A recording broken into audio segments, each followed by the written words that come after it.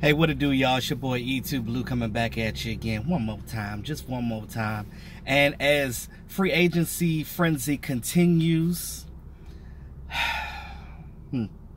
teams are making moves, but unfortunately we lost Cole Beasley. Cole Beasley is now going to Buffalo Bill. He signed a contract.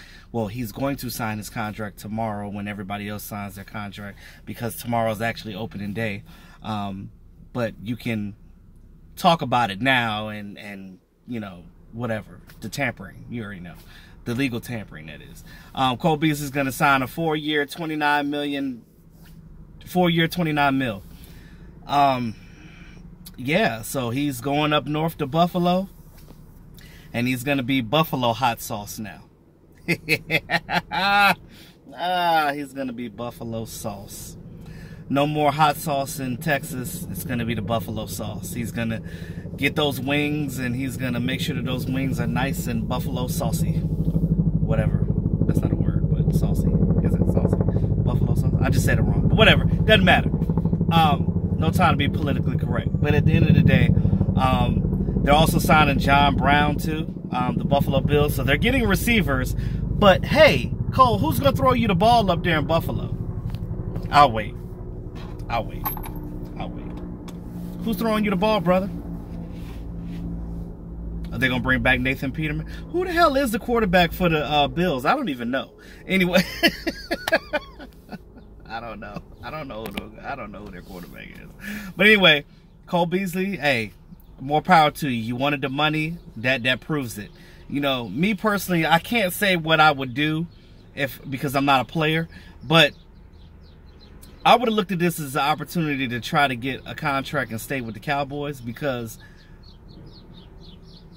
even if it was for less, because the grass is not always greener on the other side. You look at players when they leave to go to other teams, and it doesn't go so well sometimes.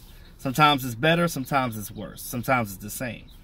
But, you know, obviously he went just for the money, because he had all of his brothers here, all of the guys that he's been playing with for a long time here in Dallas. Scott Linehan's gone, so it's really no reason for you to not want to be there in Dallas anymore. But hey, it is what it is. Cole Beasley now will be a Buffalo Bill officially tomorrow. So he's gone. Who else are we going to lose? Who are we going to gain? Now, I'm going to talk about that too for a second. So teams have been picking up their safeties. Now, we see that Tyrann Mathieu signed with the Chiefs. He's off the books. These safeties are coming off the books. Eric Weddle signed with the Rams. LaMarcus Joyner, he's going to the Raiders. So Earl Thomas is still out there. There might be a chance that the Cowboys can still get Earl Thomas. Everybody that's been tripping about wanting to get Earl Thomas and so pressed to get Earl Thomas. I keep saying that I'm not going to talk about him much, but I will say this. The Packers picked up Adrian Amos. So I know that was another guy that some of the Cowboy fans wanted. Adrian Amos is now he's off the market. The Packers are going to sign him. They're going to sign the old Ravens, Zadarius, pass rusher from the Ravens, and they also getting the Redskins pass rusher Preston Smith. So these guys are off the books. So as more and more safeties come off the books, Earl Thomas is gonna basically just drop right into the Cowboys' hand. Look at it like this. Where he messed up was where he said that he wanted that $15 million, right? He kind of said that too early. Now, I kind of don't blame him, only because he is a great safety. He's one of the best safeties in the league. I'm not going to argue that. But what I will say is this. He's been in the league, 9 years, but he's only 29 because he came out early. But what I will say this, his injury history, you know, that last leg injury that he had was on a non-contact play. So teams look at that. They're like, okay, you know, you've missed such and such amount of games, 19 games in the last whatever.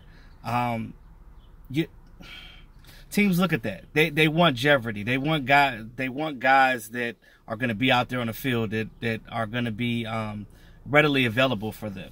You don't want to sign a guy and then he gets injured and you just wasted that money. We've gone through a lot of that with Sean Lee and Matt Johnson. Remember that safety that we had, Matt Johnson, where he never got a chance to play in a regular season game because every offseason, every training camp, he would get injured. He would play a good preseason, and then some injury would happen right before the season, and he wouldn't be able to play. Just unfortunate. Some guys just have unfortunate situations like that. Their bodies just don't, go right for whatever reason. But Earl Thomas, top tier talent, nonetheless. But I think that because of the money that he garnered, teams are not wanting to go there because they're like, okay, we're going to get a younger guy for cheaper. We're going to pay a younger guy more money. Look at Landon Collins. The Redskins, I don't know what the hell they were thinking paying him all that damn money, but they kind of set the market with that. They did, but they didn't, because when they set the market, but then in a bad way for them, because if it doesn't work out, the Redskins are up shit creek. We know that Redskins end up signing players to big deals, and they never see the end of that contract. Look at the players that we got from that came from Dallas to go to the Redskins. They didn't bust a grape there. Hell, they picked up our Orlando Scandrick and didn't even keep him the whole offseason. They cut him, and then he went to the Chiefs. But I look at it like this: the Chiefs are going to be a damn good team because now they had great pass rush, but they weren't great in the back end. So they're getting their back end together right now, and these teams are jockeying for position to try to make sure that they be successful this season. And I know it's frustrating as a Dallas Cowboy fan watching this, and it's like, okay, what the hell are we gonna do? But just be patient. Cowboys are gonna do what they do. They got it square one. They got to get D-Law done. But again, there's still a chance they could get Earl Thomas because, like I said, with all these other safeties coming off the books, Cowboys are not going to pay more than between $8 and $11 million for him. And they can also give him incentives. So, see, incentives are enticing as well. You look at the incentives, you look at okay, if you get 4 interceptions in a season, you'll get such and such amount of money. They'll give him some incentives. If you stay healthy the whole season, you get this amount of money. They could put that, and he'll just look at that and be like, bet, I could do that. I know I'm a great safety. I know I can do that.